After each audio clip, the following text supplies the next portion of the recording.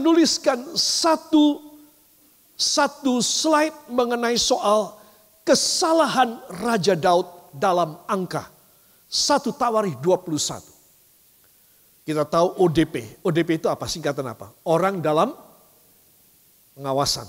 Ya. Tapi ini orang dalam penghitungan. Ya. Pinter toh pendeta saudara? Pinter. Jadi ODP ini adalah orang dalam penghitungan. Kesalahan dia adalah menghitung, mensensus berapa pria laki-laki 18 tahun ke atas yang bisa pegang senjata dan bisa perang. Satu hari dia memanggil Yoab, Jenderal Yoab adalah panglima tentaranya.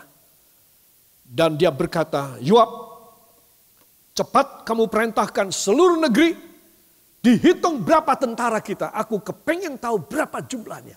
Baik Israel, baik Yehuda. Saudara, Yoab ini termasuk jenderal yang rohani dan termasuk agak berani. Berani ngeyel.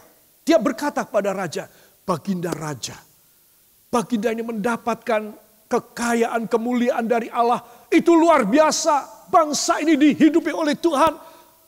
Kenapa mesti dihitung? Kalau Tuhan marah bagaimana?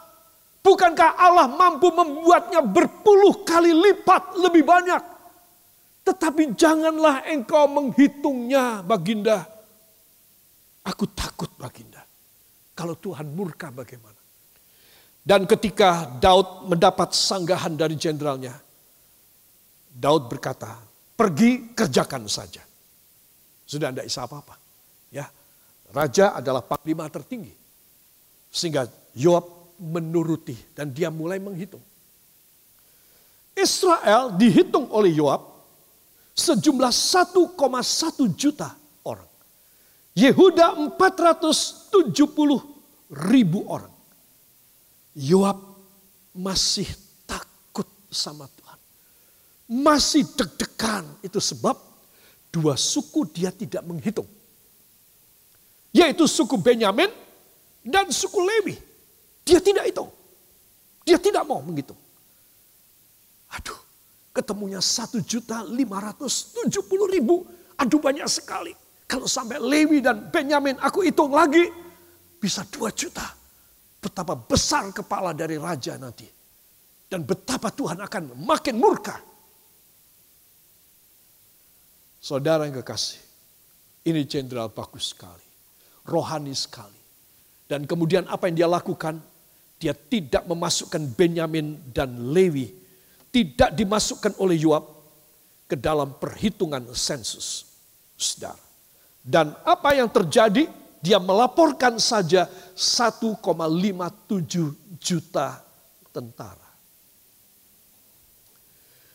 Walau demikian, Yoab sudah hampir menyelamatkan, tetapi tetap itu dosa tak terselamatkan.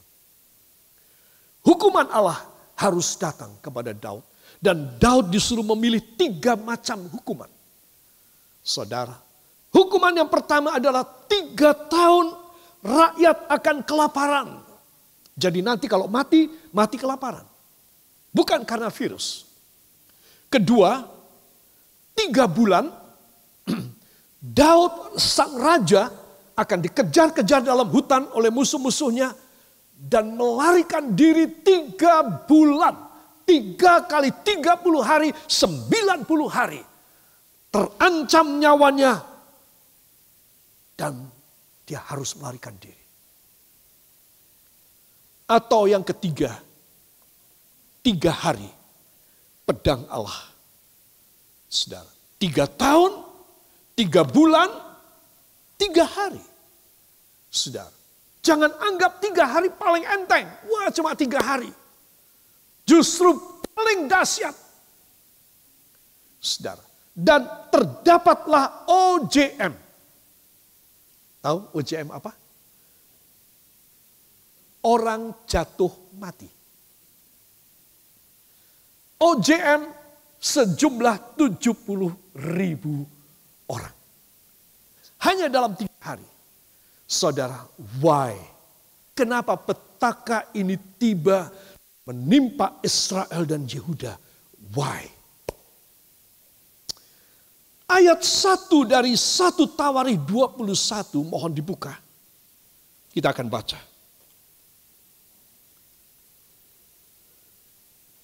1 Tawarikh 21 ayat 1.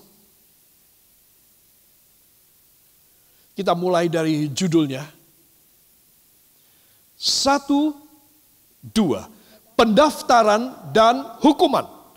Iblis bangkit melawan orang Israel. Dan ia membujuk Daud untuk menghitung orang Israel. Amin. Tuh. Wah lah wong iblis kok. Iblis. Ya pasti Daud jatuh, terkapar. Saudara, perhatikan. Pertama-tama iblis adalah musuh Allah. Saya tadi sudah singgung, roh Lucifer inilah yang merajalela di seluruh dunia. Sudah, bukan makin meredup dan makin hilang, tapi makin merajalela. Itu roh Lucifer. Jadi saudara, kita harus tahu bahwa petaka ini datang kepada Daud karena roh Lucifer. Ayat 1 menjelaskan. Iblis bangkit melawan orang Israel. Melawan orang Israel. Caranya bagaimana? Ia membujuk Daud.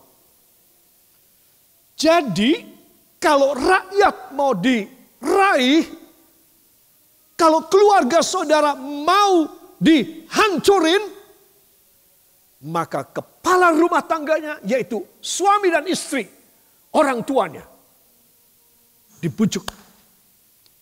Supaya semua masa depan anak-anaknya berantakan semua. Cucunya juga, buyutnya juga. Para kekasih, dan ini adalah sesuatu hal yang penting sekali. Mari angkat tangan saudara. Taruh tangan kiri pada jantung saudara. Ya Bapa yang baik, berilah kepada hamba rasa puas dan hidup benar. Sehingga hamba tidak serakah. Keserakahan menimbulkan kesombongan. Roh Lucifer masuk dan menjadikan hamba berani melawan Engkau. Dalam nama Yesus. Hai segala roh Lucifer, aku perintahkan engkau keluar dari hidupku, dari rumah tanggaku, dalam nama Yesus. Darah Yesus, darah Yesus, darah Yesus menyucikan aku. Beri kemuliaan yang baik bagi Dia. Haleluya.